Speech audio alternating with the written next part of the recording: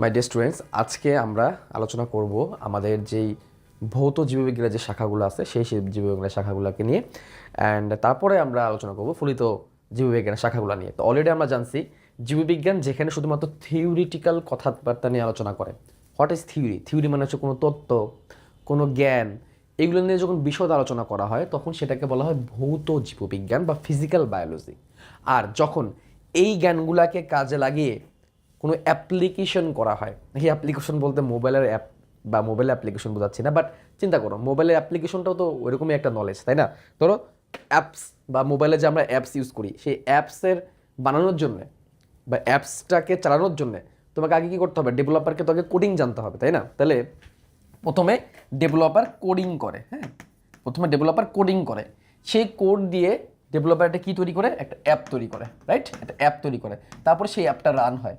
তো অ্যাপটাকে রান করা, এটা হচ্ছে এই অ্যাপ মানে হচ্ছে অ্যাপ্লিকেশন। অ্যাপ্লিকেশন মানে কি? কোনো একটা কোড তুমি জানো, সেই কোডের নলেজটাকে তুমি কী করে অ্যাপ্লাই করে পরে সেই অ্যাপটাকে চালাইলা।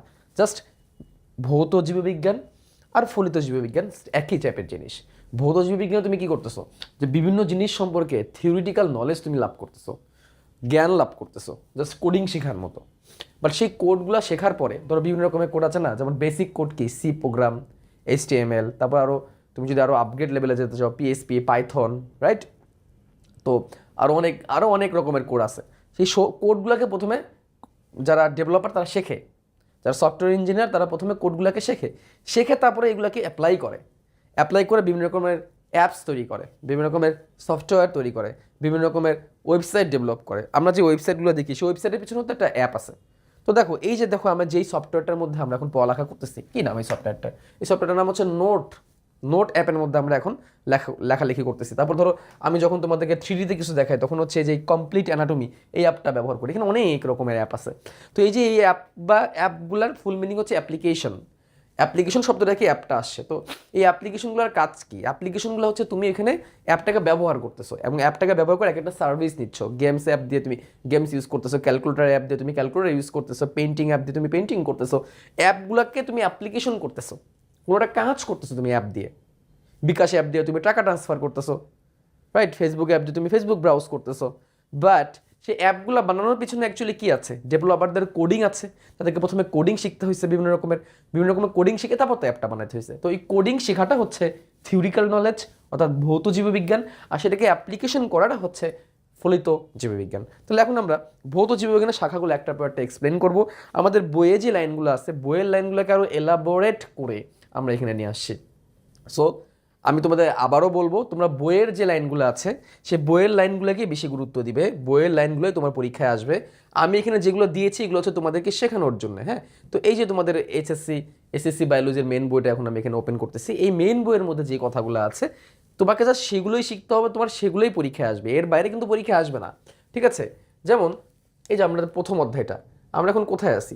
আমরা প্রথম অধ্যায়ে এই যে এই জায়গায় আছি, যে ভৌত জীববিজ্ঞান, যেখানে তত্ত্বীয় বিষয় নিয়ে আলোচনা করে থাকে এটাকে বলা হয় ভৌত জীববিজ্ঞান। যেখানে তত্ত্বীয় বিষয় নিয়ে আলোচনা করা হয়, তত্ত্বীয় মানে কি?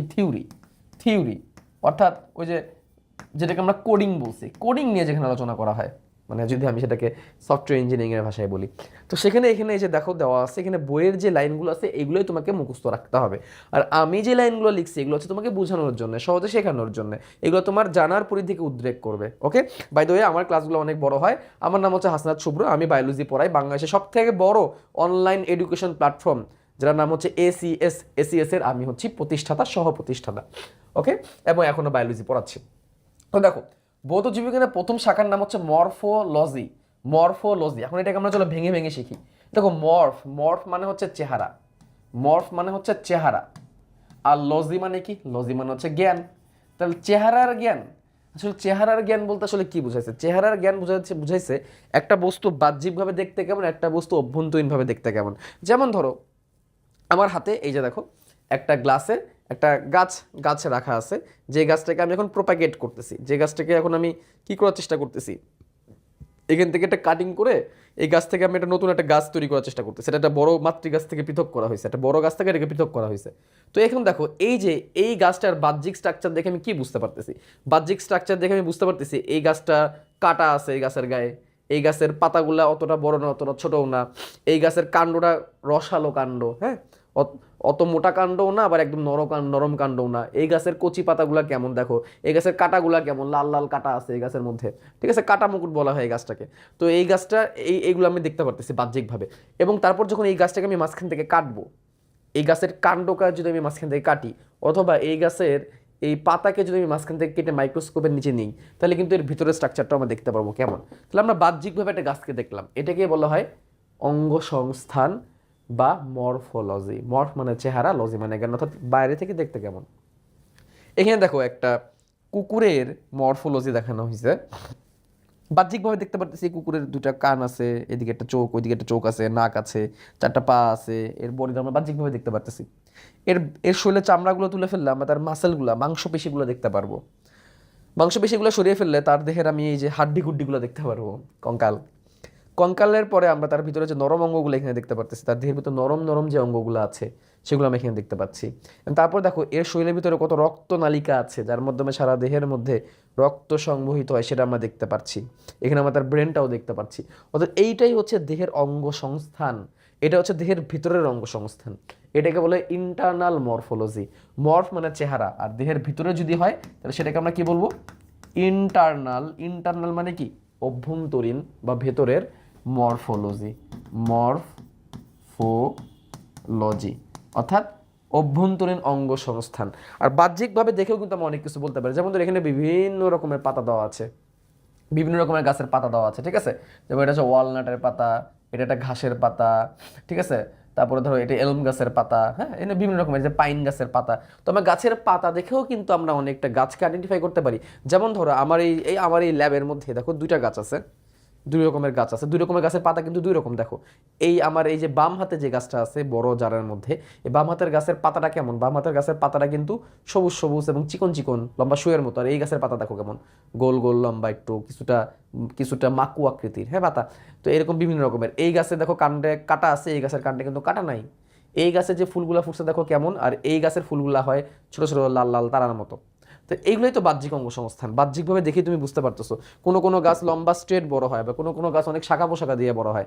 যেমন বাঁশের কথা চিন্তা করো, বাঁশ একদম স্ট্রেট বড় হইতে থাকে, দু একটা শাখা পোশাখা বাঁশের হয়, বাট সে স্ট্রেট বড় হইতে থাকে। কিন্তু নর্মালি একটা আম গাছের কথা চিন্তা করো, বা ধান গাছের কথা চিন্তা করো, ধান গাছ কত ছোট হয়। ঘাসের কথা চিন্তা করো, এগুলো হচ্ছে বাহ্যিক অঙ্গ সংস্থান। তুমি মানুষের কথা চিন্তা করো, আর একটা এই কুকুরের কথা চিন্তা করো, বাহ্যিকভাবে দেখতে কত ভিন্ন, তাই না? এটাকে বলা হয় বাহ্যিক অঙ্গ সংস্থান বা এক্সটার্নাল মরফোলজি। এটাকে বলা হয় বাহ্যিক অঙ্গ সংস্থান বা এক্সটার্নাল মরফোলজি। বাহ্যিক অঙ্গ সংস্থান বা এক্সটার্নাল মরফোলজি, বাহ্যিকভাবে দেখতে কেমন। তাহলে এই শাখায় কি করা হয়, জীবের বাহ্যিক এবং অভ্যন্তরীণ গঠন নিয়ে আলোচনা করা হয়। এতে করে কি জানা যায়, দেহের আকৃতি কেমন, ছোট নাকি বড়, অঙ্গ প্রত্যঙ্গের গঠন।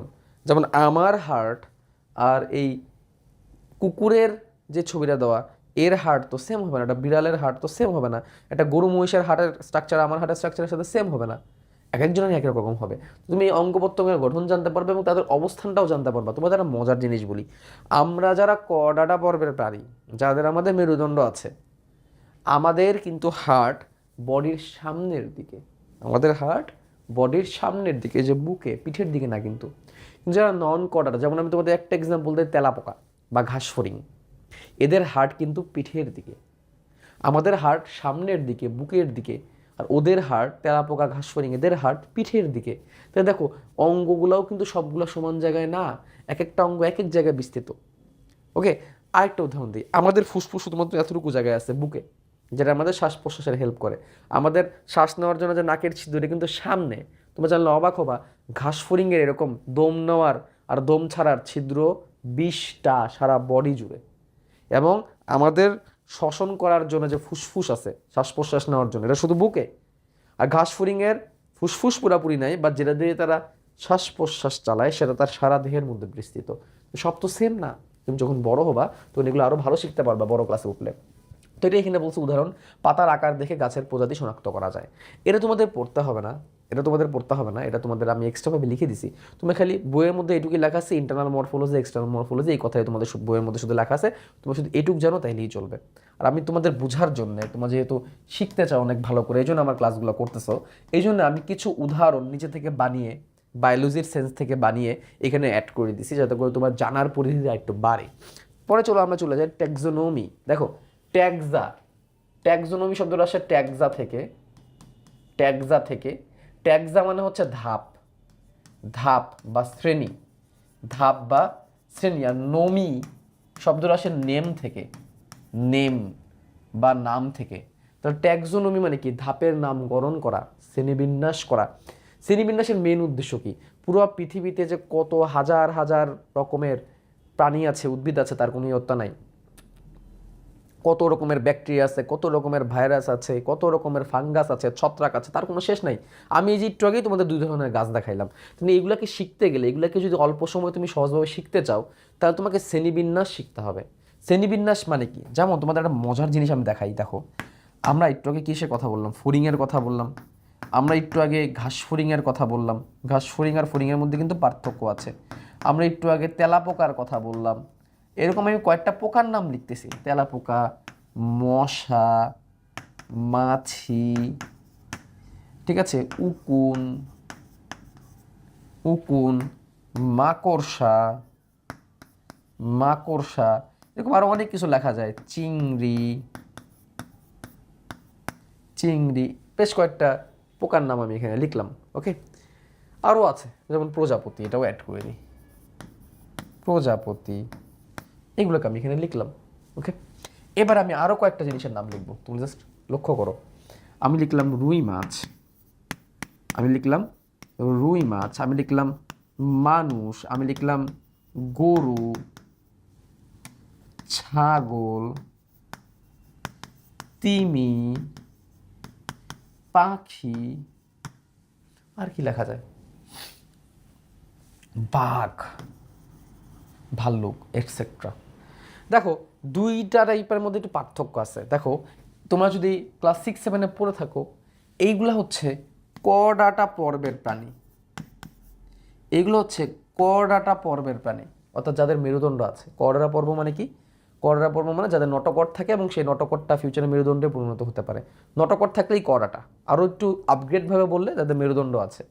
আর নিচে যাদেরকে লিখছি, এগুলো হচ্ছে আর্থ্রোপোডা পর্বের প্রাণী। এগুলোর নাম হচ্ছে আর্থ্রোপোডা। তোমরা ক্লাস 8-এ হয়তো পড়ছো আর্থ্রোপোডা, না পড়লেও সমস্যা নাই, মনে রাখবা আর্থ্রোপোডা এমন একটা পর্ব যেই পর্বের মধ্যে পৃথিবীর সব থেকে বেশি প্রাণী বাস করে। প্রাণী জগৎকে এরকম 33টা পর্বে ভাগ করা যায়। কয়টা পর্ব? 33টা পর্ব। এর মধ্যে 9টা হচ্ছে বড় পর্ব, যেগুলো আমরা পরিফেরা, নিডারিয়া, প্লাটিহেলমিনথিস, নেমারোডা এভাবে আমরা ভাগ করি। যে নেমারোডা, অ্যানিলিডা, মোলাস্কা, আর্থ্রোপোডা, অ্যাকামাডার্মাটা, করোডা, এভাবে আমরা ভাগ করি।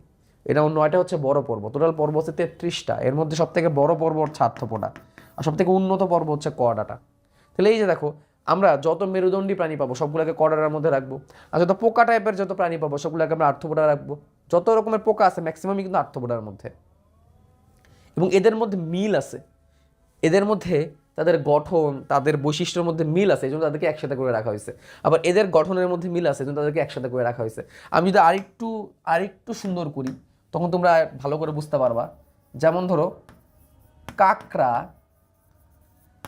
শামুক, ঝিনুক, অক্টোপাস, এদেরকে আবার একসাথে রাখা হয় কেন? এরা হচ্ছে মোলাস্কা পর্বের প্রাণী।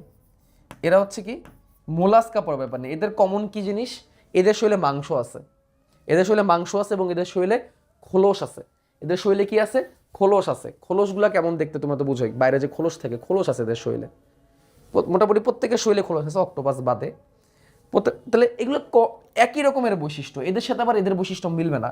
তাহলে এই যে শ্রেণীবিন্যাসটা করলে লাভটা কি? শ্রেণীবিন্যাসটা করলে লাভ, তুমি জানো যে চিংড়ি আর প্রজাপতি একই পর্বের, ফড়িং আর তেলাপোকা একই পর্বের। এখন তুমি এই জিনিসটা জানো যে ঘাস ফড়িংয়ের দেহের বাইরের যে খোলস থাকে, সেই খোলসটার নাম হচ্ছে কাইটিন। জাস্ট মনে রাখা লাগবে না, শোনো। ঘাস ফড়িংয়ের দেহের বাইরে যে খোলস থাকে, খোলসটার নাম কাইটিন। তা এখন তুমি বুঝতেছো, তাহলে বাকি যতগুলো আছে প্রত্যেকের বাইরের খোলসের নাম হচ্ছে কাইটিন। তাহলে তুমি প্রজাপতি পাইলে চোখ বন্ধ করে বলে দিতে পারবা এর বাইরে খোলসটা কাইটিন দিয়ে তৈরি। চিংড়ি পাইলে তুমি চোখ বন্ধ করে বলে দিতে পারবা এই খোলসটা হচ্ছে কাইটিন দিয়ে তৈরি। কাইটিন একটা শর্করা, এটুকুই জানি আপাতত। কিন্তু এদের বাইরের খোলস কাইটিন দিয়ে তৈরি না। এদের বাইরের খোলস কি দিয়ে তৈরি? চুন দিয়ে তৈরি। এদের বাইরের খোলস কি দিয়ে তৈরি? ক্যালসিয়াম কার্বনেট বা চুন দিয়ে তৈরি। কেমনে মনে রাখবো, কেমনে জানলাম? দেখো, শামুক বা ঝিনুক গুঁড়া করে যে চুন বানায় এটা তো মনে হয় শুনছো। তো এই শামুক বা ঝিনুক গুঁড়া করে যে চুন বানায় এটা হচ্ছে প্রমাণ এদের দেহের বাইরে চুন আছে, এদের বাইরে যে খোলসটা চুন দিয়ে তৈরি। আর এই সকলের দেহে কি আছে? মেরুদণ্ড আছে, নটকর্ড আছে। তাহলে এই যে দেখো, আমি একটা বৈশিষ্ট্য জেনে বাকিদের বৈশিষ্ট্য বলে দিতে পারতেছি, কারণ আমরা জানি তারা একই পর্বের। যেমন আমি মানুষের বৈশিষ্ট্য জেনে আমি ছাগলের বৈশিষ্ট্য বলে দিতে পারতেছি, গরুর বৈশিষ্ট্য, কমন কমন বৈশিষ্ট্যগুলো বলে দিতে পারতেছি। কেমনে? কমন কমন বৈশিষ্ট্যগুলো এই কারণে বলতে পারতেছি কারণ এদের প্রত্যেকের মধ্যে সেম সেম মিল আছে। তো এত বড় জীবজগৎ, এত এত প্রাণী, এত এত গাছ, এগুলোকে শেখার জন্য এই শ্রেণীবিন্যাসটা দরকার। শ্রেণীবিন্যাস জানলে তুমি অল্প সময়ে অনেকগুলো প্রাণী সম্পর্কে শিখতে পারবে। গাছের ক্ষেত্রে একই অবস্থা, গাছের ক্ষেত্রে একই অবস্থা। যেমন একবীজপত্রী গাছ যারা আছে, একবীজপত্রী উদ্ভিদ যারা আছে, তাদের বীজপত্র একটা, বলে না একবীজপত্রী দ্বিবীজপত্রী। একবীজপত্রী উদ্ভিদের ফুলের পাপড়ির সংখ্যা 3 অথবা 3-এর গুণিতক হয়, 3, 6, 9 এরকম ভাবে হয় পাপড়ির সংখ্যা। আর দ্বিবীজপত্রী ফুলের পাপড়ির সংখ্যা 5 অথবা 5-এর গুণিতক হয়। এটা কমনলি এরকমই হয়। এটা দেখে তুমি তাহলে ফুল দেখে তুমি চিনে ফেলতে পারবে একবীজপত্রী না দ্বিবীজপত্রী। তারপরে আরও ভিতরে যায় আর অনেক কিছু চেক করা যায়, বাট প্রথমে তুমি চিনে ফেলতে পারতেছো। এটাই শ্রেণীবিন্যাস। শ্রেণীবিন্যাসের উদ্দেশ্য হচ্ছে অল্প সময়ে সহজে শনাক্ত করা। তোমার এখানে 2টা ফুল দেওয়া আছে, একটা ফুলের পাপড়ি 3টা, একটা ফুলের পাপড়ি হচ্ছে 10টা। তুমি 3টার 10টা থেকে 3টাকে রাখবে একবীজপত্রীতে, 10টাকে রাখবে দ্বিবীজপত্রীতে। That's a technique. তো এইটাই হচ্ছে শ্রেণীবিন্যাসের উদ্দেশ্য। ট্যাক্সা মানে হচ্ছে ধাপ, আর নমি মানে হচ্ছে নাম। শ্রেণীবিন্যাস এরকম ধাপে ধাপে ধাপে ধাপে শেখানো হয়। কি কি ধাপ? প্রথম ধাপের নাম হচ্ছে জগৎ, পরের ধাপের নাম হচ্ছে পর্ব, পরের ধাপের নাম হচ্ছে শ্রেণী, পরের ধাপের নাম হচ্ছে বর্গ, পরের ধাপের নাম হচ্ছে গোত্র, পরের ধাপের নাম হচ্ছে গণ, আর লাস্টের ধাপের নাম হচ্ছে প্রজাতি। এগুলো হয়তো তোমরা জানো না, অনেকে হয়তো আগের ক্লাসে পড়ছো, না পড়লেও সমস্যা নাই। একটা প্রাণীকে শিখতে হলে এইভাবে ধাপে ধাপে ধাপে ধাপে জানতে হয়। আমরা শিখাবো, টেনশন নেই, যা শোনো। যেমন মানুষের বৈজ্ঞানিক নাম আমরা সবাই জানি হোমোসেপিয়েন্স। কেমনে আসে নামটা? মানুষের গণ হচ্ছে হোমো, আর মানুষের প্রজাতি হচ্ছে সেপিয়েন্স বা হোমোসেপিয়েন্স। তাহলে মানুষেরও একটা কি আছে? মানুষের একটা কি আছে? মানুষেরও অবশ্যই একটা ফ্যামিলি আছে, তার একটা বর্গ আছে, একটা শ্রেণী আছে, একটা পর্ব আছে, একটা জগৎ আছে। যেমন মানুষ কোন জগতের? প্রাণী জগতের। মানুষের পর্ব কি? কর্ডাটা। মানুষের শ্রেণী কি? ম্যামালিয়া। এভাবে ধাপে ধাপে ধাপে ধাপে ভাগ করা যায়। এটাই শ্রেণীবিন্যাস, তুমি যাতে সহজে চিনতে পারো। ঠিক আছে, এগুলো নিয়ে বিস্তারিত আমরা আরও শিখবো। যেমন ধরো এখানে বিভিন্ন রাজ্যে দেখানো হয়েছে, যেমন এটা হচ্ছে গাছের রাজ্য, এখানে সব গাছ। এখানে হচ্ছে ছত্রাকের রাজ্য, এখানে সব ছত্রাক। এখানে সব কি আছে? এখানে সব হচ্ছে প্রোটিস্টা রাজ্য। এখানে হচ্ছে ব্যাকটেরিয়ার রাজ্য, মোনারা রাজ্য। এখানে হচ্ছে পানির রাজ্য। এই রাজ্য অনুযায়ী এভাবে ধাপে ধাপে ধাপে ধাপে ভাগ করা যায়। এই সেই রাজ্য। জগৎ আছে টোটাল 5টা জগৎ এখানে দেখানো হয়েছে। 5টা জগতের আন্ডারে কিছু পর্ব আছে, ওদের আন্ডারে কিছু শ্রেণী আছে, ওইগুলোর আন্ডারে আবার কিছু বর্গ আছে। এগুলো ধাপে ধাপে ধাপে ধাপে ভাগ করা, সেট আর উপসেটের মতো। এগুলো আমরা ফিউচারে শিখবো, টেনশন নাই। তো এটা হচ্ছে ট্যাক্সোনমি। তাহলে আমি অল ওভার জানলাম ট্যাক্সোনমির মূল উদ্দেশ্য কি? সহজে চেনা এবং সহজে শেখা। সহজে চেনা এবং সহজে শেখা। তারপরে আছে ফিজিওলজি বা শারীরবিদ্যা। ঠিক আছে, ফিজিও শব্দটা আসে শরীর থেকে, শরীর। আর লজি মানে জ্ঞান, শরীর নিয়ে জ্ঞান। তুমি যখন মেডিকেলে উঠবা, ফিউচারে যদি তুমি ডাক্তারিতে পড়ো, মেডিকেল সায়েন্স নিয়ে তুমি যদি পড়ো, মেডিকেল সায়েন্স নিয়ে যদি ফিউচারে তুমি পড়ো, মেডিকেল ফার্স্ট ইয়ারের সাবজেক্ট 3টা। কি কি? ফিজিওলজি, অ্যানাটমি আর বায়োকেমিস্ট্রি। এই ফিজিওলজি সাবজেক্টটা তোমাকে 1.5 বছর পড়তে হবে প্রায়। এই সাবজেক্টটা পড়তে হবে, যেখানে তোমার মানুষের সারা শরীরে যত অঙ্গ প্রত্যঙ্গ আছে, সেই অঙ্গ প্রত্যঙ্গ কীভাবে কাজ করে এগুলো শেখানো হবে। অঙ্গ প্রত্যঙ্গ কোথায় কী আছে এটা শেখানো হবে অ্যানাটমি সাবজেক্টে বা ইন্টারনাল মরফোলজি, ওটাকে অ্যানাটমি বলা হয়। আর অঙ্গ প্রত্যঙ্গ কীভাবে কাজ করে এগুলো শেখাবে হচ্ছে ফিজিওলজিতে। তার মানে এর কাজ কি? অঙ্গতন্ত্র কিভাবে কাজ করে এগুলো এখানে শেখাবে। তোমার দেহে ধরো হার্ট আছে, হার্ট কীভাবে কাজ করে এটা তোমাকে এখানে শেখাবে। হার্ট কীভাবে বিট করে এখানে শেখাবে। তুমি রেস্ট নিলে হার্টবিট নর্মাল থাকে, তুমি যখন দৌড়াও তখন হার্টবিট ফাস্ট হয়ে যায়, কেন হয় এগুলো এইখানে শেখাবে। ঠিক আছে, তোমার শরীর যে তুমি দম দিলা দম ছাড়লা, কীভাবে হইলো কাজটা এখানে শেখাবে।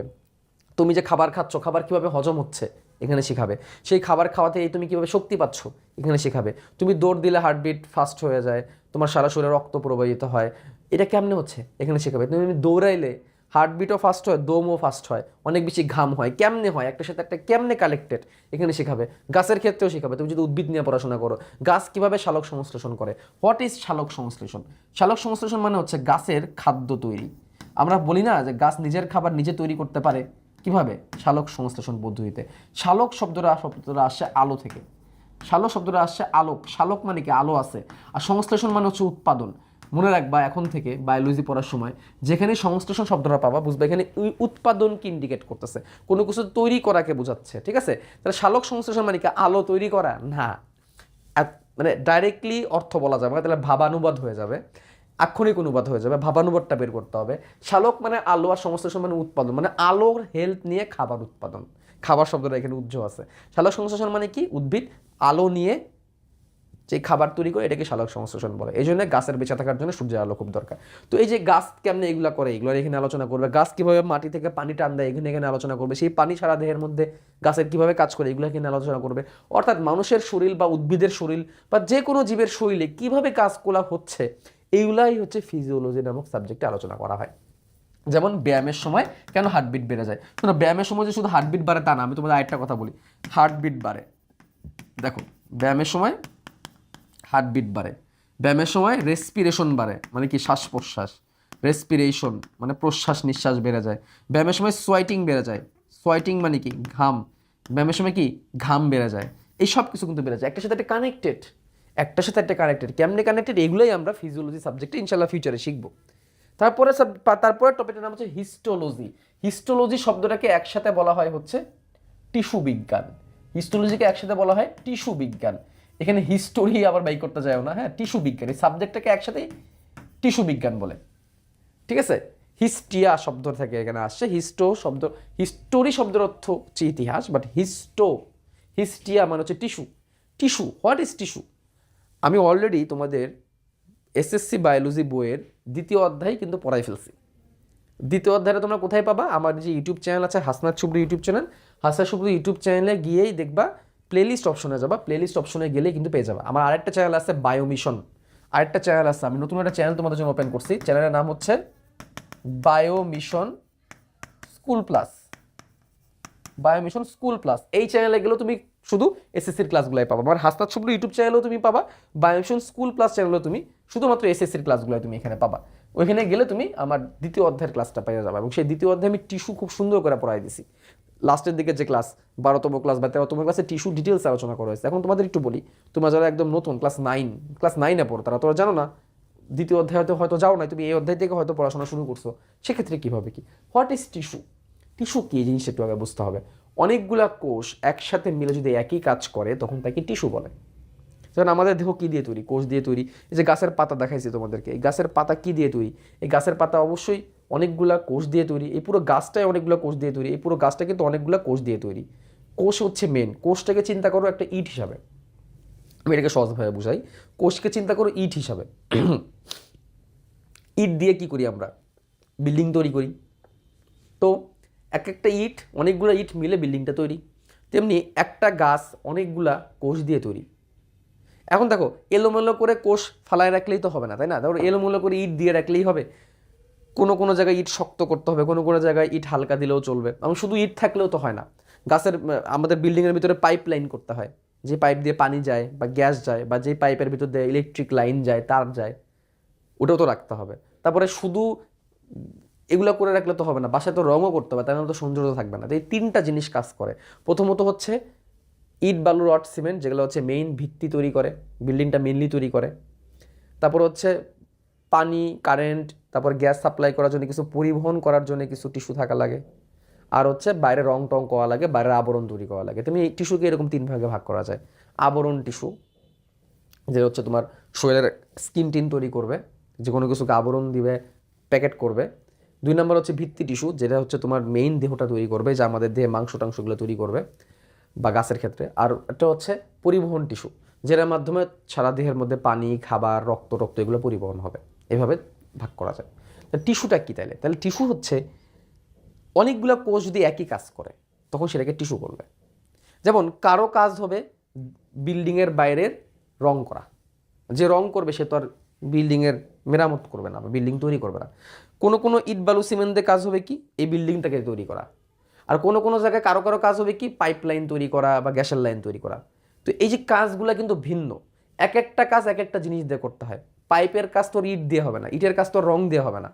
তেমনি অনেকগুলো কোষ একসাথে মিলে যদি একটা কাজ করে তখন তাকে টিস্যু বলে। তাহলে সংজ্ঞাটা কি? অনেকগুলো কোষ একই জায়গায় একই কাজ করে তখন ওই কোষগুলাকে বলবে টিস্যু, একসাথে বলবে হচ্ছে টিস্যু। তাহলে এই টিস্যু মানে টিস্যু পেপার না, এই টিস্যু মানে হচ্ছে একসাথে অনেকগুলো কোষ। টিস্যুকে বাংলায় কলা বলে। টিস্যুকে বাংলায় কি বলে? কলা। টিস্যুকে কিন্তু বাংলায় কলা বলে। এই কলা কিন্তু আবার ব্যানানা না কিন্তু আবার, হ্যাঁ, টিস্যুকে বাংলায় বলে কলা। অনেকগুলো কোষ যখন একই জায়গায় থাকে এবং একই রকমের কাজ করে। যেমন ধরো এই পাতাকে যদি আমি মাইক্রোস্কোপের নিচে নিই, এই পাতাকে যদি আমি মাইক্রোস্কোপের নিচে নিই, মাইক্রোস্কোপের নিচে নিলে অনেক কোষ পাবো, কিন্তু দেখবো কিছু কোষ এই পাতার আবরণ তৈরি করছে, কিছু কোষ এই যে এখান থেকে পানি টেনে টেনে টেনে টেনে নিয়ে যাচ্ছে এবং গাছের খাবার তৈরি করে সেই খাবারটাকে চারিদিকে ছড়াই দিচ্ছে, আর কিছু কোষ এই পাতার মেইন স্ট্রাকচারটা তৈরি করছে। তাহলে একটা অংশ পাতার বাইরে আবরণ তৈরি করবে, একটা অংশ এই পানি টেনে নিয়ে যাবে, আরেকটা অংশ এই পুরো পাতার আর ভিত্তিটা তৈরি করবে, বেস তৈরি করবে। যেমন এই বিল্ডিংয়ের মেইন বেসটা হচ্ছে ইট বালু রড সিমেন্ট, বাট এই বিল্ডিংয়ের বাইরে রঙও করা আছে, বা তোমার বিল্ডিংয়ের মধ্যে পানির লাইনও আছে। তাহলে একজন এক রকমের টিস্যু পানি নিয়ে গাছের পাতায় পাতায় সব জায়গায় ছড়ায় যাবে, এই যে পানি নিয়ে।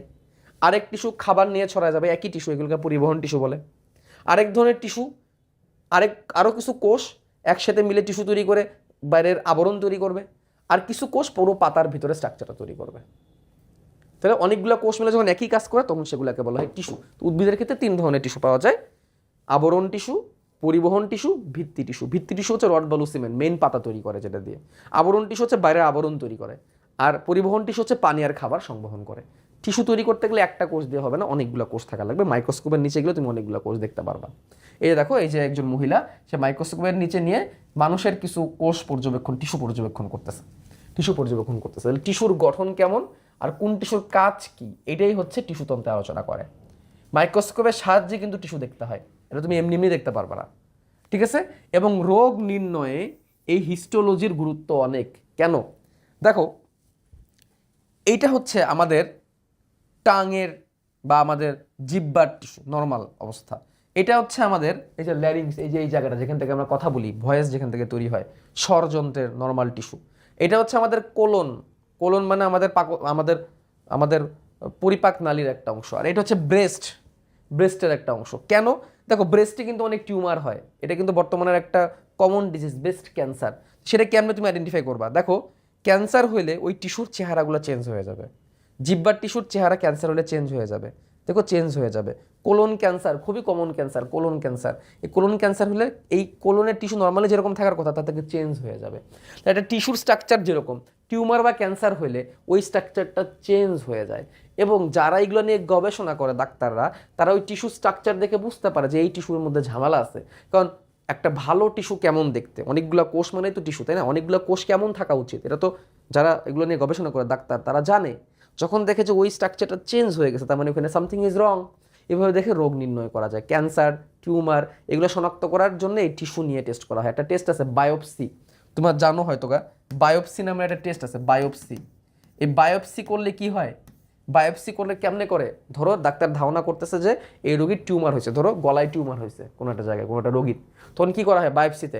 এই গলার এইখান থেকে মোটা সুই দিয়ে, আরেকটা টেস্ট আছে এফএনএসি, হ্যাঁ, এফএনএসিটাই মেনলি করা হয়। এফএনএসির ক্ষেত্রে কি হয়? বড় সুই দিয়ে ওই জায়গা থেকে টিস্যু নেওয়া হয়, মাংস কেটে নেওয়া হয়, নিয়ে পরে ওটা মাইক্রোস্কোপের নিচে নিয়ে দেখে যে সুস্থ থাকলে কেমন হওয়া উচিত ছিল আর অসুস্থ হলে কেমন দেখাচ্ছে। এটা হচ্ছে FNAC test, fine needle aspiration cytology, এর ফুল মিনিং। তুমি যারা বেশি জানতে চাও তখন তুমি এটা নেটে সার্চ করে এফএনএসি কি, তাহলে তুমি ভালো করে বুঝতে পারবা, ঠিক আছে? তেমনি আছে কোর বায়োপসি, এটাও সেম, ঠিক আছে? একটা জায়গা থেকে টিস্যু নিয়ে তারপর মাইক্রোস্কোপের নিচে নিয়ে টেস্ট করে দেখে যে টিস্যুটা নর্মাল থাকলে কেমন থাকা উচিত, বাট এখন কেমন। যদি কোনো অ্যাবনর্মালিটিস থাকে তার মানে এখানে কোনোটা ঝামেলা আছে। তো এটা বুঝতে গেলে তো তোমাকে আগে মেইন হিস্টোলজি শিখতে হবে, তাই না? এটাই হচ্ছে হিস্টোলজি। তারপরে আছে এমব্রায়োলজি। লজি মানে জ্ঞান, আর এমব্রায়ো শব্দের অর্থ হচ্ছে ভ্রূণ। এমব্রায়ো শব্দের হচ্ছে ভ্রূণ। হোয়াট ইজ ভ্রূণ? ভ্রূণ কি? এমব্রায়ো কি?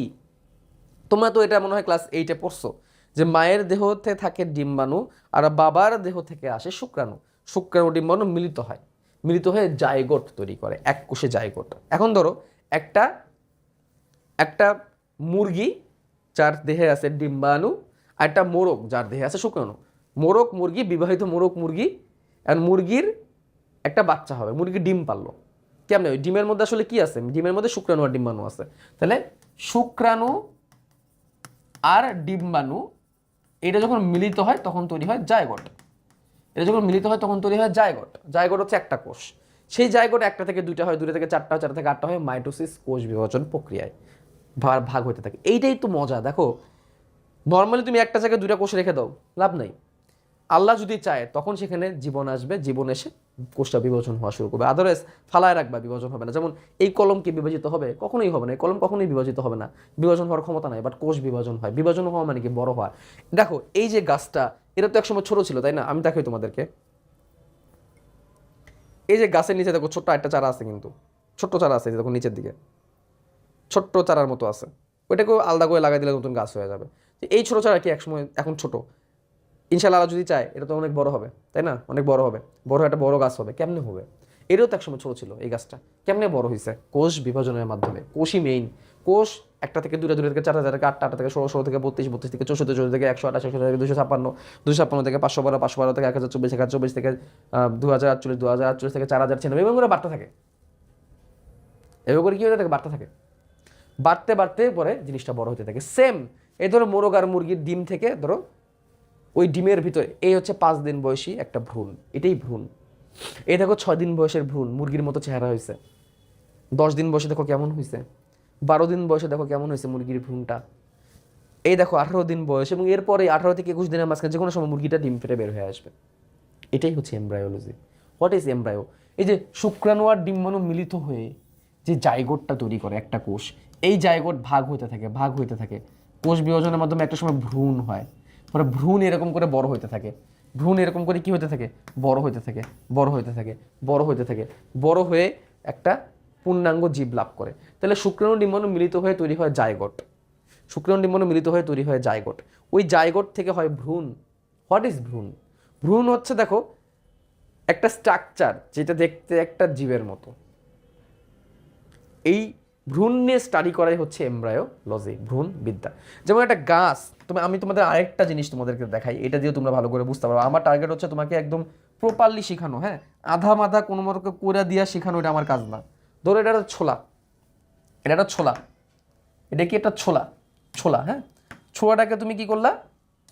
মাটিতে রাখলা। মাটিতে রাখলা। মাটিতে রাখা কি হবে? মাটিতে রাখার পরে মোস্ট অফ দ্য কেস কি হবে? Just a minute.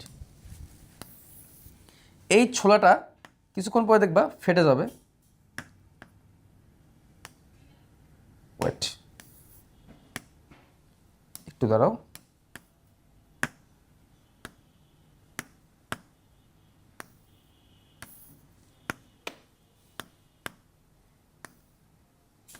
ফেটে এরকম দুটা পার্ট বের হয়ে আসবে, এরকম দুটা পার্ট বের হয়ে আসে, রাইট? দুটা পার্ট বের হয়ে আসে এবং নিচের দিকে তুমি দেখো ছোলা রোপণ করে দেখো এরকম টাইপের হয়। ছোলা বা কিছু কিছু উদ্ভিদের ক্ষেত্রে এরকম হয়, নিচের দিকে এরকম মূলের মতো বের হয়ে আসে। আর এইখান থেকে এরকম করে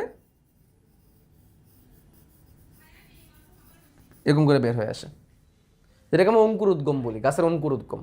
তো অঙ্কুর উদ্গম যখন হয়, প্রথম দিকে যেটুকু জিনিসটা বার হয়, একটা মাটির দিকে যায়, একটা উপর দিকে পাতার মতো বের হয়, ওইটাই ভ্রূণ। ওই ভিতর দিকে যেটা থাকে, এটা ভিতরে থাকে প্রথমে, তারপর ওইখান থেকে বের হয়ে আসে, এটাই ভ্রূণ।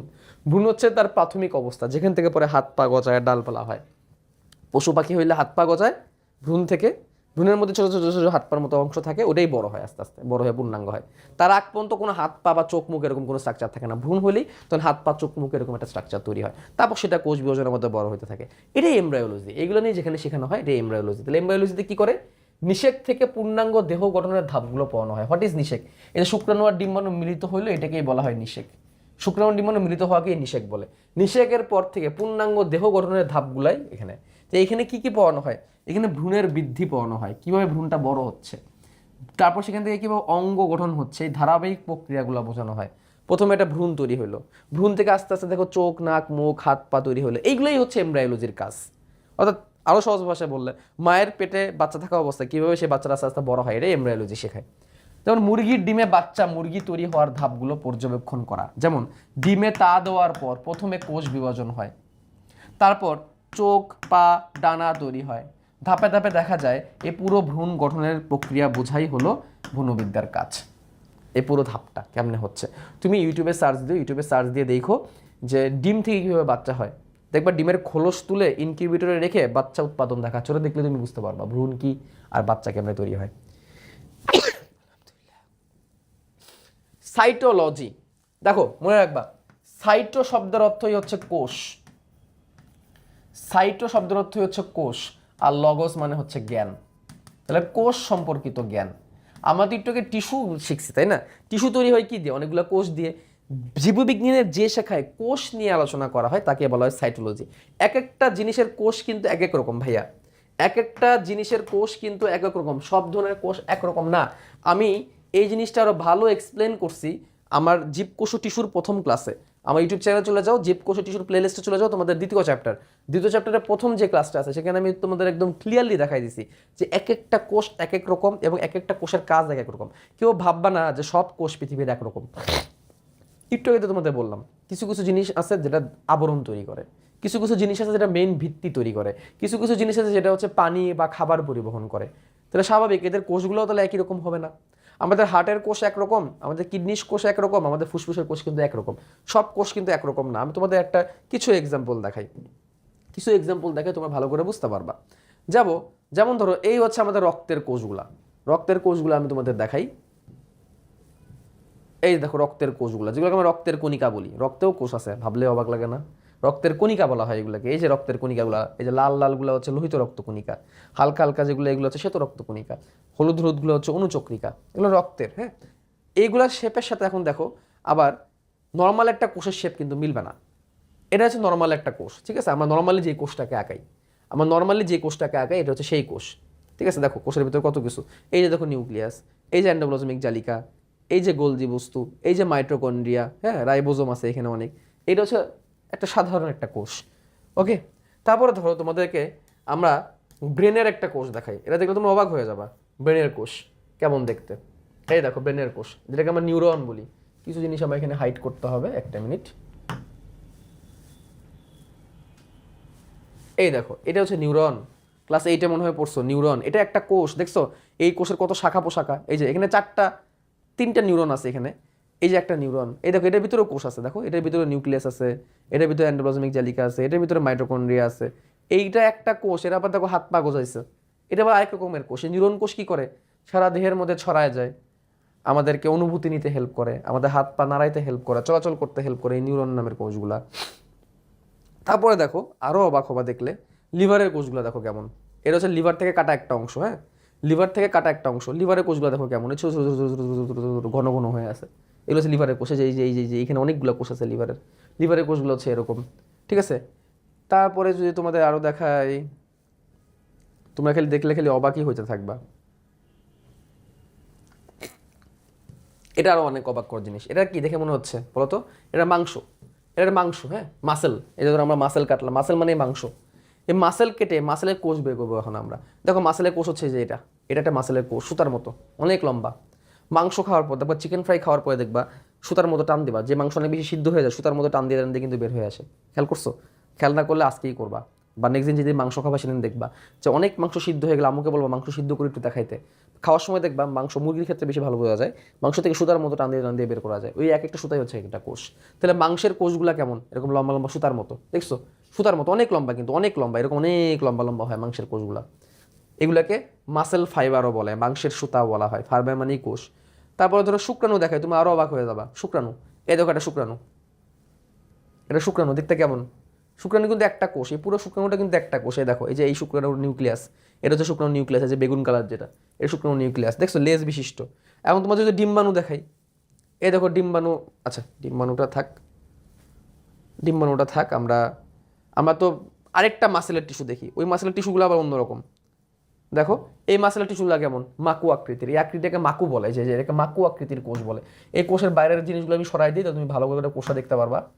এই দেখো কোষের ভিতরে নিউক্লিয়াস, দেখছো? এই কোষগুলো আবার একরকম না, এটা একটা কোষ, এটা একটা কোষ, এটা আরেকটা কোষ, এটাও আমাদের মাসেল তৈরি করে। এগুলো কোথায়? এগুলো আমাদের পেটের ভিতরে, যেগুলো আমরা নাড়াচাড়া করতে পারি না, এগুলো তো সেই কোষ। তাহলে আমি এটাই তোমাদের বোঝানোর চেষ্টা করলাম যে এক একটা জায়গার কোষ এক এক রকম ভাই, এক একটা জায়গার কোষ এক এক রকম। সেই কোষগুলো নিয়ে স্টাডি করাটা খুব দরকার, কারণ কোষ দিয়েই টিস্যু তৈরি হয়। হার্টের কোষ একরকম, কিডনির কোষ একরকম, ব্রেনের কোষ একরকম। এখন তুমি টিস্যু নিয়ে স্টাডি করার আগে তোমাকে কোষ চিনতে হবে, কোষ কেমন, কোষে কোনো প্রবলেম হলে তো সব সমস্যা। তো এই কোষ সম্পর্কে যেখানে আলোচনা করা হয়, কোষের গঠন, কোষের ভিতর কী কী অঙ্গাণু আছে, কোষ কেমনে একটা থেকে দুইটা হয় বিভাজিত হয়, সেই কোষটার কাজ কী, এইগুলোই হচ্ছে সাইটোলজিতে শেখানো হয়। কোষটা দেখতে কেমন, সব কোষ তো একরকম না। কোষটা কেমনে একটা থেকে দুইটা হয়, সব কোষ সেমভাবে বিভাজিত হয় না। যেমন আমাদের হাড্ডির কোষ এখন বিভাজিত হচ্ছে না, হলে তো আমরা লম্বা হইতাম, কিন্তু আমাদের স্কিনের কোষ বিভাজিত হচ্ছে প্রতিনিয়ত। তাহলে এক একটা কোষ এক একভাবে কাজ করে। আমাদের হাড্ডির কোষ, আমার হাড্ডির কোষ কিন্তু এখন বিভাজিত হচ্ছে না, হলে তো আমি লম্বা হইতে থাকতাম, এখন তো লম্বা হচ্ছি না। তেমনি এর কাজ এক একটা এক রকম। এবং এই কোষকে বলা হয় জীবনের মৌলিক একক। কারণ কি, বিল্ডিং যেরকম ইট পাথর দিয়ে তৈরি, আমাদের দেহ কোষ দিয়ে তৈরি, ঠিক আছে? রোগ জিনগত সমস্যা বুঝতে কোষবিদ্যা জরুরি। কোনো রোগ কোথায় হয়? অ্যাকচুয়ালি কোষেই তো হয়। এবং জেনেটিক কোনো সমস্যা আছে কিনা এটা কোষ দিয়ে বুঝতে হয়।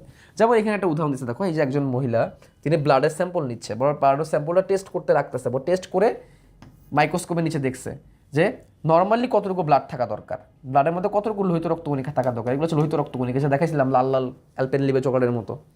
এতটুকু লোহিত রক্তকণিকা ধরো নর্মালি থাকা দরকার, সেখানে এতটুকু আছে, তার মানে কি তার লোহিত রক্তকণিকা কম। এই রোগটার নাম হচ্ছে রক্তশূন্যতা বা অ্যানিমিয়া।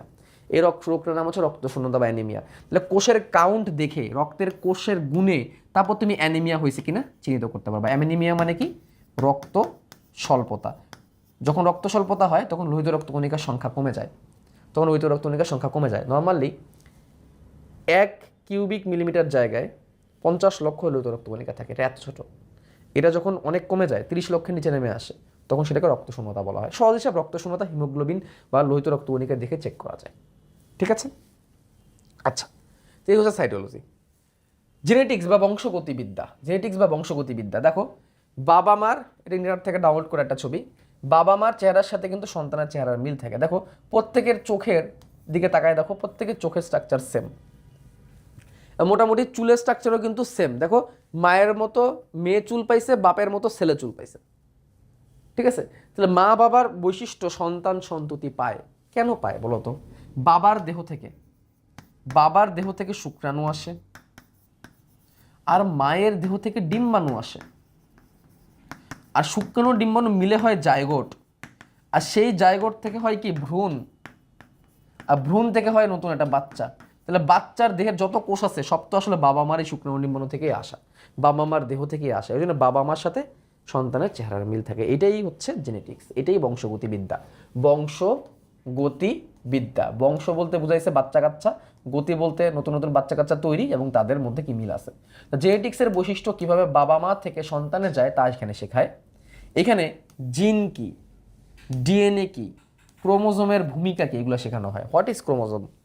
ওই যে নিউক্লিয়াসের ভিতরে থাকে ক্রোমোজোম, এগুলো আমরা দ্বিতীয় অধ্যায়ে আরও ভালো করে শিখবো, দ্বিতীয় অধ্যায়ে শিখবো ইনশাল্লাহ। ক্রোমোজোম কি? ক্রোমোজোম হচ্ছে এক একটা জীবের ক্ষেত্রে ক্রোমোজোমের সংখ্যা ফিক্স। যেমন আমাদের ক্রোমোজোম 23 জোড়া, আমাদের প্রত্যেকটা কোষে 23 জোড়া করে ক্রোমোজোম আছে যদি নিউক্লিয়াস থেকে থাকে। সেই ক্রোমোজোমের ভিতরে আবার আছে ডিএনএ, ক্রোমোজোম তৈরি হয় ডিএনএ দিয়ে, আর ডিএনএর ভিতরে আছে জিন। এই জিন ওই আলিফ লাইলার জিন না, ভূত না, এই জিন হচ্ছে কিছু কোড বা কিছু তথ্য যেগুলো ঠিক করে আমার বৈশিষ্ট্য কেমন হবে, আমি দেখতে কেমন হব, আমার উচ্চতা কেমন হবে, এগুলো আমাদের জিন ঠিক করে। জিন কই থেকে? ডিএনএতে, ডিএনএ কই থেকে? ক্রোমোজোমে। এইগুলো নিয়ে আলোচনা করে, বিস্তারিত আমরা ফিউচারে শিখবো ইনশাল্লাহ। চিকিৎসা ও কৃষিক্ষেত্রে জেনেটিক্স ব্যবহার করা হয়। কেমনে? তুমি একটা গাছের জিন বের করে ওই গাছের মধ্যে আরেকটা গাছের জিন ঢুকাই দিবা। আমি তোমার সহজভাবে বলি, আপেল কুল আছে না, আপেল কুল এত বড় বড় হয়, আপেল বড়ই কেমনে হয়েছে বড়? বড়ই ছোট ছিল, টক ছিল, সেটার মধ্যে মিষ্টির জিন আর বড় হওয়ার জিন ঢুকাই দেওয়া হয়েছে, এখন বড় এত বড় হয়ে গেছে। তো বিভিন্ন জিনিসের জিন অ্যাড করে এটা করা হয়। যেমন তোমাদের একটা উদাহরণ দিই আমি, বাংলাদেশের মানুষের একটা কমন রোগ হচ্ছে, বাংলাদেশের মানুষের রক্ত শূন্যতা হয়, বিশেষ করে মহিলাদের এবং বাচ্চাদের রক্ত শূন্যতা, এবং বাংলাদেশের বাচ্চাদের রাতকানা রোগ হয় অনেক বেশি। রাতকানা মানে রাতে চোখে থাকে না। রাতকানা হয় কিসের কারণে? ভিটামিন এর অভাবে। আর রক্ত শূন্যতা হয় আয়রনের অভাবে। তো তো এইখানে গবেষণা করে বিদেশি একদল গবেষণা করলো যে বাঙালিরা কি খায়, এদেশের মানুষরা কি খায়, বা এদেশের মানুষরা ভাত বেশি খায়। তাহলে এক কাজ করি, ধান গাছের মধ্যে এমন দুটো জিন অ্যাড করে দিই, যে জিন অ্যাড করলে ওই ধানের ভাত খেয়ে মানুষ আয়রনও পাবে, আর মানুষ ভিটামিন এও পাবে। তাহলে ওই ভাত খেলে মায়েদের আয়রনের অভাব পূরণ হবে এবং বাচ্চাদের রাত কানা হবে না ভিটামিন এর অভাবে। তো ওই ধানটাকে বলে সুপার রাইস বা গোল্ডেন রাইস।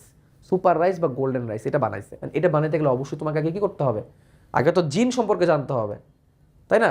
এই যে তুমি ভিটামিন এর জিন তুমি ধানের মধ্যে ঢুকাই দিলা, তারপরে আয়রনের জিন তুমি ধানের মধ্যে ঢুকাই দিলা। এখন এটা করতে চাই তুমি যদি বিষ ঢুকাই দিতে তাহলে তো সব মানুষ মারা যেত, তাই না?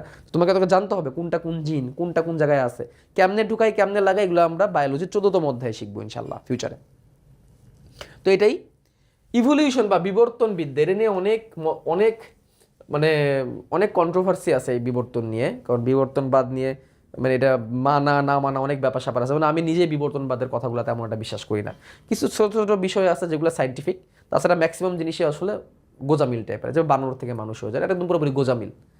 তো এখানে দেখো বিবর্তনবাদীরা কি বিশ্বাস করে যে আগেকার সময়ে কয়েক রকমের জিরাফ ছিল। কিছু কিছু জিরাফ ছিল ছোট, জিরাফের পায়ের স্ট্রাকচার এমন যে তারা পানি খাইতে গেলে দুই পা এরকম বাঁকা করে পানি খাওয়া লাগতো। এখানে ঝামেলা হতো, দুই পা বাঁকা করে পানি খাওয়ার জন্য পা যেহেতু অনেক লম্বা, দুই পা পাকা করে যখন পানি খাইতো তখন তাদেরকে অনেক কুমির এসে শিকার করে ফেলতো। এবং তাদের প্রথম দিকে কিছু কিছু জিরাফ ছিল তাদের গলা ছিল ছোট, গলা ছোট থাকার কারণে ঘাড় কাত করে ঘাসও খাইতে পারতো না, মাথা উঁচু করে গাছের পাতাও খাইতে পারতো না। তো ওই জিরাফগুলো না খেতে পেয়ে শিকারের হাতে পড়ে মারা যাচ্ছিল। বাট কিছু কিছু জিরাফ বড় গলা নিয়ে জন্মলাভ করছিল। সেই বড় গলা নিয়ে জন্মলাভ করা জিরাফগুলো কিন্তু গাছের পাতা খাইতে পারতো। তো ছোট গলা নিয়ে গ্রহণ করা জিরাফগুলো আস্তে আস্তে মারা গেল, বড় গলাগুলো টিকে থাকলো, এবং এভাবে করে টিকে থাকার মাধ্যমে বড় গলার জিরাফি এখন আমরা দেখি, ছোট গলার জিরাফ আমরা দেখি না। এটাকে বলা হয় সার্ভাইভেল অফ দ্য ফিটেস্ট। এটাকে বলা হয় সার্ভাইভেল অফ দ্য ফিটেস্ট, অর্থাৎ একটা প্রকৃতিতে একটা পরিবেশে যে ফিট করবে সেই সার্ভাইভ করবে বা টিকে থাকবে। এটাই বিবর্তন এইসব কথাবার্তায় বলে। তো বিবর্তন বিদ্যায় জীবের ধীরে ধীরে কি পরিবর্তন হয়েছে এটা শেখানো হয়। জীব কিভাবে ধীরে ধীরে পরিবর্তিত হয়েছে, জীবের বৈচিত্র্যের কারণ বোঝা যায় যে এত রকমের জীব কেন। দেখো এক ভাল্লুকের কথাই চিন্তা করে, এক ভাল্লুক, বন জঙ্গলের ভাল্লুক হচ্ছে কালো আর মরুভূমির মেরু অঞ্চলের ভাল্লুক হচ্ছে সাদা। কেন এরকম কেন হয়েছে? এক একটা জায়গার মানুষ এক এক রকম কেন হয়েছে? আমার বাংলাদেশের মানুষ একরকম, আমেরিকার মানুষ একরকম, কেন এরকম হয়েছে? এটা যদি জেনেটিক্সের আলোচনা, বাট বিবর্তন এটা নিয়ে একটু কথাবার্তা বলতে চাই। তো বিবর্তন মানে হচ্ছে ধাপে ধাপে কিভাবে চেঞ্জ হয়েছে, এটাই হচ্ছে বিবর্তনের কথা। যেমন জিরাফের গলার দৈর্ঘ্য ধীরে ধীরে বাড়া। শুরুতে জিরাফের ছোট গলার জিরাফ ছিল, কিন্তু যারা লম্বা গলার নিয়ে জন্মেছিল তারা উঁচু গাছের পাতা খেতে পারছিল, ফলে তারা বেশি দিন বেঁচে ছিল এবং বেশি বংশধর রেখেছিল। কিন্তু ছোটগুলা বেশি দিন বাঁচতে পারে, তারা আস্তে আস্তে নাই হয়ে গেছে। এইগুলোই বিবর্তন বলে। বিবর্তন মানেই যে আসলে বানর থেকে মানুষ হয়ে যায় এটা না, এটা সম্ভব না। বিবর্তন বলতে বুঝাইছে যে কেমনে ডাইনোসর বিলুপ্ত হয়ে গেছে, ডাইনোসর কেন বিলুপ্ত হয়ে গেল, কেন টিকে থাকতে পারে নাই, টিকে থাকার লড়াইয়ে কেমনে ডাইনোসর হেরে গেল, এগুলোই বিবর্তন। এগুলো নিয়ে কথা বলে বিবর্তন। কথা বলে কিভাবে একটা প্রাণী থেকে একটা প্রাণী উন্নত হয়, একটা প্রাণী নিম্নতর সেখান থেকে কিছু উন্নতর প্রাণী কিভাবে জন্ম নেয়, এগুলো বিবর্তন নিয়ে কথা বলে। এগুলো নিয়ে আমরা শিখবো ইনশাল্লাহ ফিউচারে। পরেরটা হচ্ছে ইকোলজি। ইকো মানে হচ্ছে পরিবেশ, পরিবেশ, আর লজো মানে হচ্ছে জ্ঞান, মানে পরিবেশ নিয়ে জ্ঞান বা বাস্তুবিদ্যা। বাস্তু মানে কি? বাস্তু মানে হচ্ছে জীব প্লাস জড়, এদের যে সম্পর্ক, এটিকে বলে বাস্তুতন্ত্র। তাহলে জীব ও পরিবেশের সাথে সম্পর্ককে বোঝায় বাস্তুতন্ত্র। অর্থাৎ জীব প্লাস জড় সমান সমান পরিবেশ, এই যে সম্পর্ক এটাই বাস্তুতন্ত্র। জীব বস্তু জড় বস্তুর সাথে যে সম্পর্ক এটাই বাস্তুতন্ত্র। ঠিক আছে? এখানে খাদ্য শিকল আছে, খাদ্য জাল আছে, শক্তির প্রবাহ আছে। এগুলো আমরা ইনশাল্লাহ জীবের পরিবেশ অধ্যায়ে আমরা ফিউচারে শিখব। খাদ্য জাল কি? খাদ্য জাল হচ্ছে, খাদ্য শিকল কি? খাদ্য শিকল হচ্ছে একটা জীবকে একটা জীব খায়। যেমন ধরো ঘাস খায় ঘাসফড়িং, ঘাসফড়িং খায় ব্যাং, মানে ঘাসফড়িংকে খায় ব্যাং, ব্যাংকে খায় সাপ, সাপকে খায় বেজি, বেজিকে খায় ঈগল, ঈগল মারা যায় সেই ঈগল মাটিতে পড়ে যায়, সেই মাটির ঈগলকে পচায়া ব্যাকটেরিয়া মাটিতে সার দেয়, সেই সার থেকে আবার ঘাস হয়, সেই গাছকে আবার ব্যাং মানে ঘাসফড়িং খায়, সেই ঘাসফড়িংকে আবার ব্যাং খায়, সেই ব্যাংকে আবার সাপ খায়, সাপকে আবার বেজি খায়, সেই বেজি মারা যায়, সেই মারা যাওয়া জায়গা থেকে পচে গেলে সেখান থেকে সার তৈরি হয় মাটিতে, সেখান থেকে আবার গাছ হয়। এটিকে বলে খাদ্য শিকল। আর এরকম অনেক রকমের খাদ্য শিকল হতে পারে। যেমন ধরো আমরা ঘাসকে বানাইলাম ঘাসফড়িং খাই, ঘাসকে তো ছাগলও খাইতে পারে, সেই ছাগলকে আবার মানুষ খেলো, মানুষ মারা গেল, শেষ। এটা আরেকটা চেন। এরকম বিভিন্ন রকমের চেন নিয়ে তৈরি হয় জাল, এবং একজনের শক্তি আরেকজনের কাছে ট্রান্সফার হয়। ঘাসের শক্তি ঘাসফড়িংয়ে ট্রান্সফার হয়, ঘাসফড়িংয়ের শক্তি ব্যাঙে ট্রান্সফার হয়, ব্যাঙের শক্তি, এভাবে করে শক্তি প্রবাহ হতে থাকে। এগুলো তোমার শেখানো হবে এবং এগুলো গুরুত্ব শেখানো হবে। পরিবেশ রক্ষা এটা গুরুত্ব অনেক, যেমন গাছ কমে গেলে পশু পাখিও কমে যাবে, গাছের উপর পশু পাখি ডিপেন্ডেন্ট। এখানে দেখানো হয়েছে, দেখো কি সুন্দর পশু পাখি, আর গাছ নাই, পশু পাখিও আস্তে আস্তে শেষ নাই হয়ে যাচ্ছে। এটা রূপকভাবে দেখানো হয়েছে আর কি। হ্যাঁ, এন্ড্রোকাইনোলজি, এন্ডোক্রাইন মানে কি? এন্ডোক্রাইন মানে কি? এন্ডোক্রাইন মানে হচ্ছে অন্তঃক্ষরা। অন্তঃক্ষরা, অন্তঃক্ষরা মানে কি? রক্তে ক্ষরণ হয়, অর্থাৎ রক্তের মধ্যে মিশে যায় এরকম কিছু। অন্ত মানে ভেতরে, ক্ষরা, ক্রাইন মানে ক্ষরা মানে ক্ষরণ হওয়া। ক্ষরণ হওয়া মানে কি? বের হওয়া। আমি তোমাদের সহজ ভাষায় একটু বুঝাই। খেজুরের রস খাইছো তো, খেজুরের রস কোথা থেকে আসে? খেজুরের রস আসে গাছের থেকে। খেজুরের গাছের ডাল কেটে দেয়, উপর দিকে কেটে হাঁড়ি লাগাই দেয়, খেজুরের রস টপ টপ করে পড়ে। এই রসটা কোথা থেকে আসলো? রসটা কোন জায়গা থেকে আসলো? আসমান থেকে টপকাইছে? বৃষ্টি থেকে পড়ছে? না, গাছের শরীর থেকেই আসে। গাছের শরীরে রসটা কে তৈরি করছে? কোনো জীবের মেন কি? কোষ। আমাদের দেহের মেন কি? কোষ। গাছের শরীরের মেন কি? কোষ। তাহলে কোষের ভিতর থেকে এটা তৈরি হয়েছে, কোষের ভিতর থেকেই তৈরি হয়েছে, সেটা রস আকারে টপ টপ করে পড়ছে। তাহলে এই রসটাকে কে তৈরি করছে? কোষ। তাহলে রসটা হচ্ছে গ্রন্থি, কোষটা হচ্ছে গ্রন্থি। অর্থাৎ যেই কোষ থেকে কোনো রস ক্ষরণ হয় তাকে বলা হয় গ্রন্থি। মনে রাখবা, যে কোষ থেকে রস বের হয়, আরো সহজ ভাষায় লিখলাম, ক্ষরণ হওয়া মানে বের হওয়া, তাকে বলা হয় গ্রন্থি। মনে রাখবে, এটা কাজে লাগবে, গ্রন্থি বা গ্ল্যান্ড। যেমন কোনো গাছের ডাল কেটে ফেললে কষ বের হয় না, কাঁচা আম কাটলে কষ বের হয়। এই কষটা হচ্ছে রস, আর রসটা কোথা থেকে আসে? কোষ থেকে আসে। ওই কোষটা হচ্ছে গ্রন্থি। গ্রন্থি, রসটা গ্রন্থি না, যেই কোষ থেকে রসটা আসে ওই কোষটা হচ্ছে গ্রন্থি। গ্রন্থি হচ্ছে কোষটা, আর কোষ থেকে যে রস আসে রসটা হচ্ছে হরমোন। রসটার নামই হচ্ছে হরমোন বা এনজাইম। হরমোন বা এনজাইম, হরমোনটা রক্তের মাধ্যমে পরিবাহিত হয়। ঠিক আছে? তো যেই কোষ থেকে হরমোনগুলো তৈরি হচ্ছে সেই কোষগুলোর নাম হচ্ছে গ্রন্থি। মনে রাখবা, কোষের নাম গ্রন্থি, রসের নাম হরমোন। মনে রাখবা, কোষের নাম গ্রন্থি, আর কোষ থেকে আসছে রস, রসের নাম হরমোন। কখনো কখনো এটাকে বলা হয় এনজাইম। এনজাইমে আমরা আপাতত যাই না, দ্বিতীয় অধ্যায়ে আলোচনা করছি আমি। কোষের নাম গ্রন্থি, রসের নাম হরমোন। এইগুলা নিয়েই যেখানে আলোচনা করবে সেটাকে বলা হবে এন্ডোক্রাইনোলজি। ওর দেহের ভিতরে হয়। তো এন্ডোক্রাইনোলজি থেকে কি হয়? হরমোন এবং অন্তঃস্রাবী গ্রন্থি নিয়ে আলোচনা করা হয়। অন্ত মানে ভেতরে, স্রাবী মানে হচ্ছে ক্ষরণ। ওই স্রাবী, ক্ষরণ, এগুলাকে বলা হয় বের হওয়া। এগুলা কি বাংলা ভাষায় বলা হয় বের হওয়া। এগুলো নিয়ে আলোচনা করে। হরমোন কিভাবে দেহে কাজ করে, নিয়ন্ত্রণ করে, তা নিয়ে আলোচনা করে। যেমন ডায়াবেটিস রোগ, থাইরয়েডের মতো সমস্যা, এগুলো কিন্তু হরমোনের কারণে হয়। যেমন দেখো, এই লোকটা কি করতেছে, দেখো তো, ডায়াবেটিস চেক করতেছে। আমরা তো অনেকেই দেখছি না, এরকম করে ডায়াবেটিস চেক করে মেশিন দিয়ে, রক্ত বের করে পরে মেশিনে দেয়, ডায়াবেটিসটা চেক করে। ডায়াবেটিসটা কেন হয়? আমাদের ক্ষুদ্রান্তে আমি তোমাদের একটু দেখাই ডায়াবেটিসটা কেন হয়। তোমরা খুব মজা পাবা দেখলে। এটা হচ্ছে আমাদের দেহের কঙ্কাল। আমরা পরিপাক তন্ত্রটাকে অ্যাড করলাম, আমরা কঙ্কালটাকে সরাই দিই, আমরা পরিপাক তন্ত্রটাকে অন করলাম। আমরা এটা হচ্ছে লিভার, আমরা লিভারটাও সরাই দিব। আমরা পুরো আমরা এই বৃহদন্ত্রটাও সরাই দিব। একটু দাঁড়াও, সরাই দিলাম। এই দেখো, এই যে পাকস্থলী, পাকস্থলী এটা হচ্ছে ক্ষুদ্রান্ত, ক্ষুদ্রান্তের একটা অংশ। ঠিক পেছন দিকে দেখো একটা অঙ্গ আছে, এটা পেছন দিক থেকে দেখতেছি কিন্তু আমরা, সামনের দিক থেকে না। এই অঙ্গটার নাম হচ্ছে অগ্নাশয়। নাম তো শুনছো মনে হয়, অগ্নাশয়। এই অগ্নাশয়, এই হচ্ছে অগ্নাশয়। এই অগ্নাশয় থেকে যদি একটু কাটি, কেটে মাইক্রোস্কোপের নিচে নেই আমরা, অগ্নাশয়কে যদি কাটি কেটে মাইক্রোস্কোপের নিচে নেই, তাহলে আমরা অগ্নাশয়ের কোষগুলো এরকমভাবে পাবো। এগুলো হচ্ছে অগ্নাশয়ের কোষ। এখন দেখো, এই যে কোষ, এই কোষের ভিতরে দেখো, এই দেখো, এই যে সবুজ নীল দেখতেছো, তার চারিদিকে যে রক্তনলিকা, রক্তনলিকাও সরাই দিই। এই যে দেখো, এই যে কোষগুলা, এগুলো থেকে হরমোন তৈরি হয়। এটা অগ্নাশয়ের ভিতরেই তৈরি হয়, অগ্নাশয় থেকে হরমোনগুলো তৈরি হয়। তারপর রক্তের মাধ্যমে ছড়ায় যায়, যে রক্তনলিকা, এই রক্তনলিকা পাইপ, এই পাইপ দিয়ে ছড়ায় যায়। এই একটা হরমোন হচ্ছে ইনসুলিন। এরকম একটা হরমোন হচ্ছে ইনসুলিন। অর্থাৎ এই ইনসুলিন আমাদের শরীরেই তৈরি হয়। ইনসুলিন আমাদের শরীরেই তৈরি হয়, যেটা কি করে? আমাদের রক্তের গ্লুকোজ লেভেলটাকে ব্যালেন্স করে, বাড়ায়ও না কমায়ও না, ব্যালেন্সে রাখে। এখন তুমি ধরো ভেজাল খাবার খাও, বা ধরো যারা বেশি স্মোক করে, অ্যালকোহল নেয়, তাদের কি হয়? এই অগ্নাশয়গুলো দুর্বল হয়ে যায়। আমরা যে রেগুলার ভেজাল খাবার খাচ্ছি, এতে করে অটোমেটিক আমাদের অগ্নাশয় দুর্বল হয়ে যায়।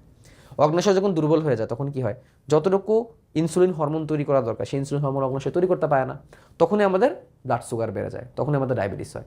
এবং তখন কি করতে হয়, ওই যে যতটুকু ইনসুলিনের অভাব পড়ছে ওই ইনসুলিন তার বাইরে থেকে পরে ইনজেকশন দিয়ে নিতে হয়, ইনসুলিন পরে বাজার থেকে কিনে আনতে হয়, ফার্মেসি থেকে কিনে আনতে হয় ইনসুলিনটা, তারপর আমাদের নিতে হয় ডায়াবেটিস হইলে।